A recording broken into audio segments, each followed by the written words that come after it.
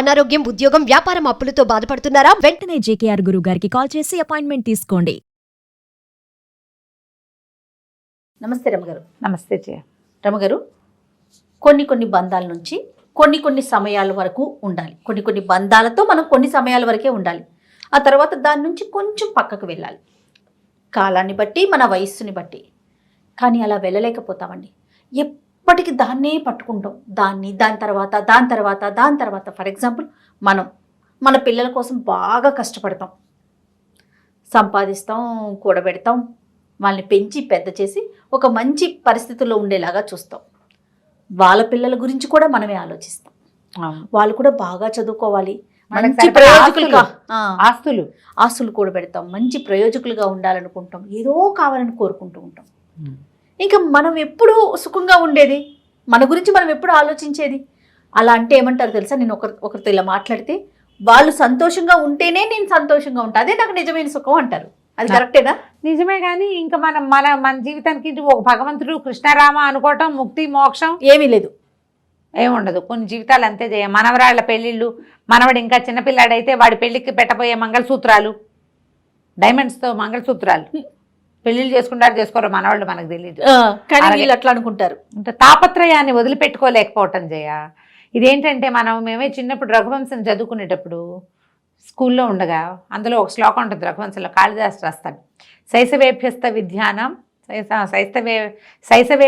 విద్యానాం యవ్వనే విషయేషినాం వార్ధక్యే మునివృత్తీనాం యోగేనాంతే తనుత్యజామని. రఘువంశ రాజులట శైశవంలో చిన్నప్పుడు అభ్యస్త విద్యలు చదువుకునేవాడు. యవ్వనంలో విషయేషణులు, యవ్వనంగా ఉన్నప్పుడు రాజ్యం సంపాదించాలి, ధనం సంపాదించాలి, భారత సుఖంగా ఉండాలి, ఇంకో అమ్మాయిని పెళ్లి చేసుకోవాలి, ఈ వ్యవహారం.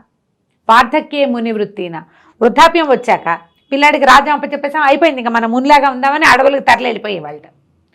అప్పటిదాకా ఇన్ని భోగాలు అనుభవించిన మహారాజులు భార్యను వెంట పెట్టుకుని శుభ్రంగా వెళ్ళి అడవిలో వచ్చిన పర్ణశాలలో తపస్సు చేసుకుంటూ ఆవిడ నీళ్ళు తెచ్చుకుంటూ కూడా అంతే. యోగేనా అంతే తనుత్యజాం, చివరికి యోగంతో తనువుని వదిలిపెట్టేవాళ్ళు. ఇంకా చాలు అని అనుకున్నప్పుడు వెళ్ళిపోయేవాళ్ళు. రాజులు చేసేవాళ్ళు అట్లా. అబ్బాయికి రాజ్యం ఇచ్చాక వెళ్ళిపోవటం, వానప్రస్థాశ్రమం స్వీకరించి వెళ్ళిపోవటమే. తర్వాత కాలంలో జమీందారులు వాళ్ళు కూడా అలాగే పెద్ద మగపిల్లలకి అప్పచెప్పాక ఇక దాని మీద అది పోయింది, ఇది వచ్చింది, ఇది చేసింది, అలాంటి వ్యవహారాలు ఏం లేవు. మేము మా తాతగారిని కూడా అలాగే చూసాను చేయ. సలహా అడిగితేనే చెప్పేవారు, లేకపోతే ఆయన దాన్ని ఆయన రామాయణం చదువుకునేవారు. పొలాలు గిలాలు మా నాన్నగారికి అప్పచెప్పేశారు, కాలేజీ ఆయనకి అప్పచెప్పేసి రిలాక్స్డ్గా ఉండేవారు. హాయిగా పుస్తకం రామాయణం చదువుకోవడం కదండి. ఎక్కడైనా మీటింగ్లు ఎవరైనా పిలిస్తే వెళ్ళటం, లేకపోతే రామాయణం చదువుకుంటూ ఉండేవాళ్ళు. అద్భుతం కనపడేది అట్లా, పెద్దవాళ్ళు అలా ఉండేవాళ్ళు. క్రమంగా ఎలా అయిందంటే ఏమిటో ఒక పిచ్చి కింద ఉంటారు. చాలా సంసారం పిల్లల కోడిలాగా గంపలో నిండా పిల్లలు అలా లేదు కదా ఇప్పుడు.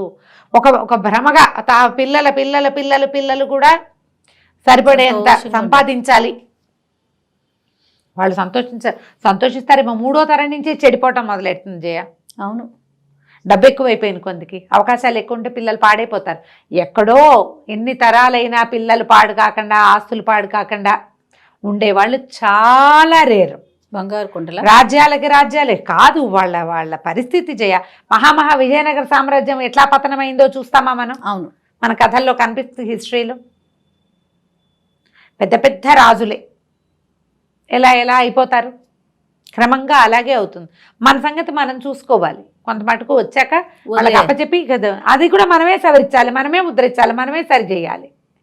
ఉండకూడదు. బంధ విముక్తి అనేది ఒకటి ప్రత్యేకంగా పెట్టుకోవాలి.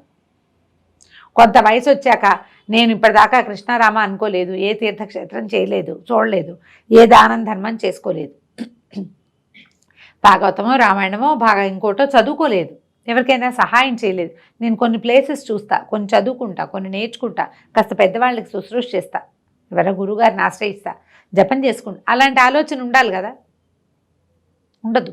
చాలా కష్టం చేయ. ఆ బంధ విముక్తి మీద ఒక కథ ఉంది, చెప్తాను. అవునండి, ఓకే. పూర్వం అంట ఒక మిఠాయి వ్యాపారస్తుడు ఒక ఆయన ఉండేవాడు. ఒకనాడు ఒక సాధువు ఆ దారిని పోతూ ఈ మిఠాయి వ్యాపారస్తుడి కొట్టు దగ్గర ఆగాడు. అయితే అతను చాలా మంచివాడు. 2-3 మగపిల్లలు ఉన్నారు, ఆస్తి స్వాస్తి బాగా ఉంది, మిఠాయి కొట్టు బాగుండేది. ఆయన ఏం చేశాడు, ఈ సాధువుకి 4 మిఠాయిలు చేతిలో పెట్టి ఆయన అవి తిన్నాక తాగటానికి కూడా ఏదో పళ్ళ రసం లాంటిది ఇచ్చి ఆయన సేద తీరేదాకా కూర్చోబెట్టుకున్నాడు కొట్లో వాకిట్లో. ఇంటికి రండి అన్నాడు. వద్దు, నేను ఇట్లా కొట్లో బయటే పడుకుంటాను అని చెప్పాడు. ఆయన ఇళ్లలో రాను, వారి అరుగు మీద పడుకుంటా, నువ్వు కొట్టు మూసేసాక, ఇది సాయంకాలం జరిగింది, కొట్టు మూసేసాక పడుకుంటానన్నాడు.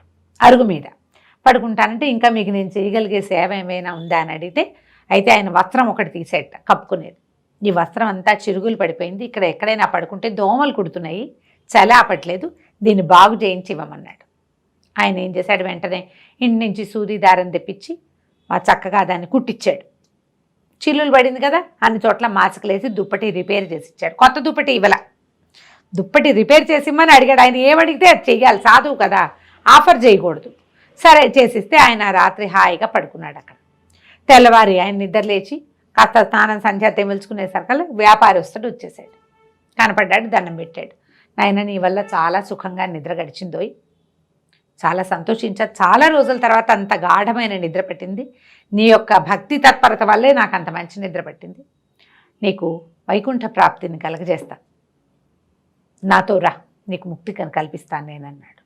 మోక్షాన్ని, ముక్తిని, వైకుంఠ ప్రాప్తిని కల్పిస్తారు ఎవరైనా? కల్పిస్తానండి సరిగ్గా. ఈయన ఏమన్నాడు, అయ్యా మా పిల్లలు చిన్నపిల్లలండి, ఇంకాను వ్యాపారంలో కుదురుకోలేదు, 8 సంవత్సరాలు గడిచిందా, పిల్లల్ని సెటిల్ చేసేస్తా, మీరు మళ్ళీ యాత్రకు బయలుదేరినప్పుడు 8 ఏళ్ళు సమయం ఇవ్వండి నాకు, 8 ఏళ్ళ తర్వాత మీరు ఎక్కడికి పిలిస్తే అక్కడికి వస్తా అన్నాడు. బాగుంది. వెళ్ళిపోయాడు సాధు. 8 సంవత్సరాలు గడిచాయి. 8 ఏళ్లకి మళ్ళీ వచ్చాడు. షాపు అది అభివృద్ధి అయింది. మరి ఇతను కొంచెం కాస్త పెద్దవాడయ్యాడు, పలకరించుకున్నాడు, మిఠాయిలు పెట్టాడు, తిన్నాడు.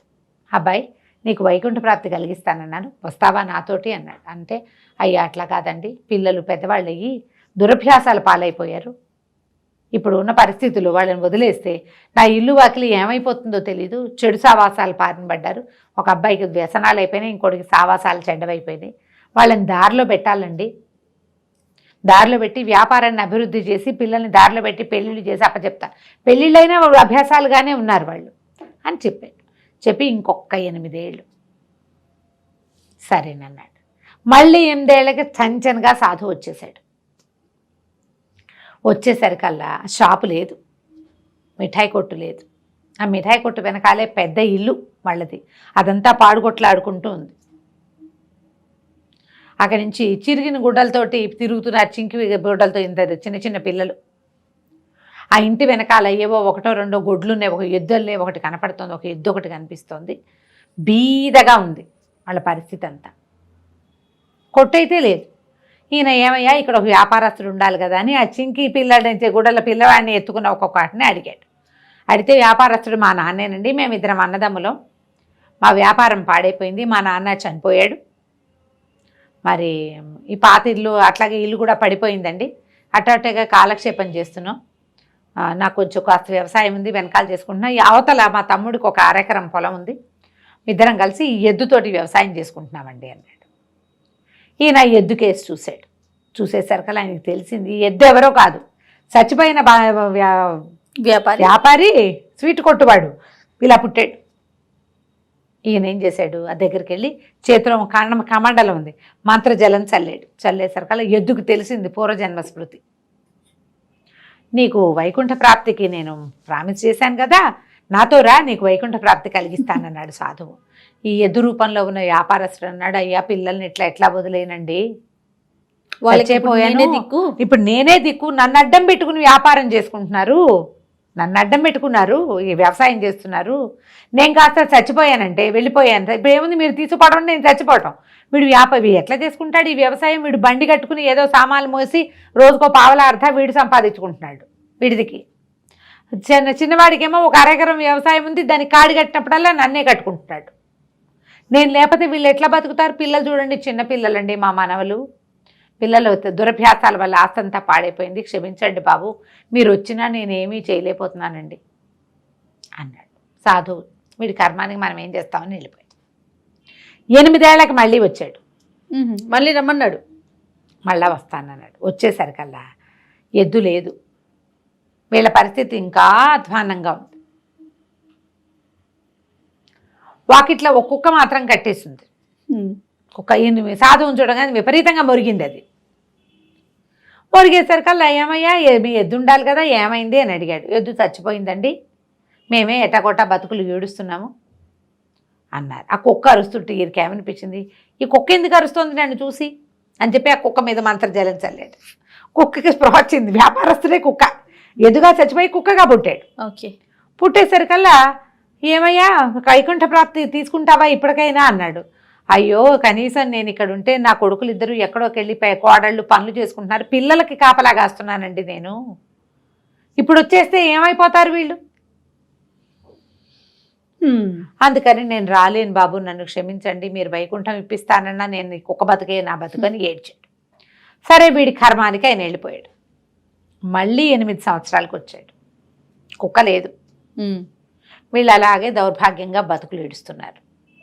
ఈ సాధువుని చూసేసరికల్లా వ్యాపారస్తుడి కొడుకు అనిపించింది, ఏమిటి ఈయన ఎప్పుడొచ్చినా ప్రతిసారి ఇట్లా 8 ఏళ్ళకు ఒకసారి వస్తున్నాడు, అంతకుముందు కూడా నాన్న ఎప్పుడో చెప్పాడు బతుకున్న రోజుల్లో సాధువు ఒక ఆయన వచ్చాడని, ఆ సాధువు ఈ సాధువేనా, ఈయన వచ్చినప్పుడల్లా మన పరిస్థితి ఇంకా అధ్వాన్నం అయిపోతుంది గమనించాడు అని చెప్పి ఆలోచించి తమ్ముడికి కేకేశాడు. ఒరే ఈ సాధువేరా నేను చెప్పింది, ఈయన మొదటిసారి వచ్చినప్పుడు మనకు ఎద్దుండేది, నాన్న దగ్గరకు వచ్చినప్పుడు వ్యాపారం కూడా ఉండేదనుకుంటా, మనకేమి ఎద్దుంది, రెండోసారి కుక్క ఉంది, ఇప్పుడు కుక్క కూడా లేదు, మనం ఇంకా దిగనాసిలిపోయి అడుక్కు తింటున్నారు రా, మనం అడుక్కుని తింటున్నారు వాళ్ళు, ముష్టెత్తుకునే పరిస్థితి వచ్చింది.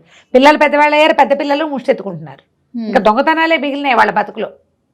ఈయన వచ్చాకే మన పరిస్థితి ఇట్లా అయింది అనేసరికి ఇద్దరు కలిసి ఆ సాధువుని కొట్టబోయారు. కొట్టపోతే ఆయన అన్నాడు, ఆయన తొందరపడిపోకండి,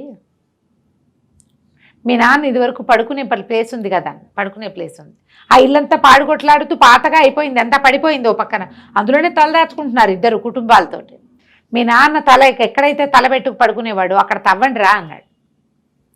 సరే ఇద్దరు సరే సాధువులు ఏముంటాయో ఏదో వీళ్ళ మాటల్లోని ఒక గుంప పుచ్చుకుని లోపలికి వెళ్ళారు. ఈయన కూడా వాళ్ళ వెనకాల నడిచి వెళ్ళాడు. తండ్రి పడుకునే అరుగు, ఒక అరుగు లాంటిది, అక్కడ పడుకునేవాడు, తలకి దిండు పెట్టుకుని పడుకునే ప్లేస్ ఉంటుంది కదా, ఎక్కడ దిండు పెట్టుకుంటాడో అక్కడ తవ్వటం మొదలుపెట్టారు. బుస్సుమంటూ పెద్ద తాచుపాము వచ్చింది బయటికి. వచ్చేసరికల్లా ఈయన అన్నాడు, వాళ్ళిద్దరు కాస్త చూడు, నువ్వు తవ్వమంటే పాము వచ్చింది, భూమిలో పాము ఉంటాం ఏంటయ్యా, నువ్వేదో మాయమంత్రం చేస్తావు, మమ్మల్ని ఈ రకంగా కూడా బతకనివ్వా అని ఆయన కొట్టబోయారు. ఆయన అన్నాడు, నన్ను కాదురా పామును కొట్టేయండి, మీ పరిస్థితి బాగుపడుతుంది అన్నాడు. ఆనంగానే ఇద్దరు చెరుకో గుణపంతో దాన్ని దెబ్బలు కొట్టేస్తారు, చచ్చి పడిపోయింది పాము. ఇంకోసారి తవ్వండి అన్నాడు. ఆ పాము ఒక జాడీని చుట్టుకుని ఉంది, జాడీ మూతలాగా కనపడింది. పామును కొట్టేశాక ఆ జాడీ బయటికి తీస్తే దాని నిండా బంగారు మొహరీలు ఉన్నాయి. ఆశ్చర్యపోయారు, సాధువుకి దండాలు పెట్టారు కుటుంబాలతో సహా. అక్కడి నుంచి మొహరీలు సగం సగం పంచుకున్నారు. ఈయనేం చేశాడు, తన చేతిలో కమండలం ఉందిగా, మంత్రజలాన్ని ఆ పాము మీద జల్లాడు. పాముకి స్పృహ వచ్చింది, బతికింది. అది అప్పుడు తెలుసుకుంది ఆ పాము ఎవరు, నాన్నే. మొదట ఎద్దుగా పుట్టి సహాయం చేశాడు, కుక్కగా పుట్టి కాపలా కాశాడు. వీళ్ళకి సంబంధించిన డబ్బు పోకుండా ఆ పాముగా ఆ డబ్బుకి కాపలాగా ఉన్నాడు. ఏదో ఒక కాపలా, పిల్లల్ని వదల్లేని తను ఎవరి కోసమైతే ఇన్ని జన్మలు ఎత్తాడో వాళ్ళు తన్ని కొట్టి చంపేశారు కల్లా, ఇంతే కదా అనిపించి అప్పుడు వైకుంఠ ప్రాప్తిని తీసుకున్నాడు. ఎక్కడో ఒక చోట వీటిని వదిలిపెట్టాలి, మనవాళ్ళ పెళ్ళిళ్ళు కూడా చూడాల్సిందే, మన కొడుకుల్ని కూడా చూడాల్సిందేనని తాపత్రయపడి సొంతానికి ఒక భగవన్నామాన్ని కూడా చేసుకోకుండా, ఎలాగూ మనం ఇక్కడ చేర్చినవి ఏవి మనం పట్టుకెళ్ళం, తాపత్రయపడద్దని కాదు, ఎక్కువ పడద్దని, పిల్లల వరకు ఆ పిల్లల వరకు పడండి, పిల్లలు పుట్టే వరకే, తర్వాత మీ పిల్లలు కూడా తండ్రులైపోతారు, తల్లులును, వాళ్ళని పెంచుకొని ఇవ్వాలి, వాళ్ళ ప్రపంచం వాళ్ళని కూడా మనమే సాగి సంతరించాలనుకోవద్దు.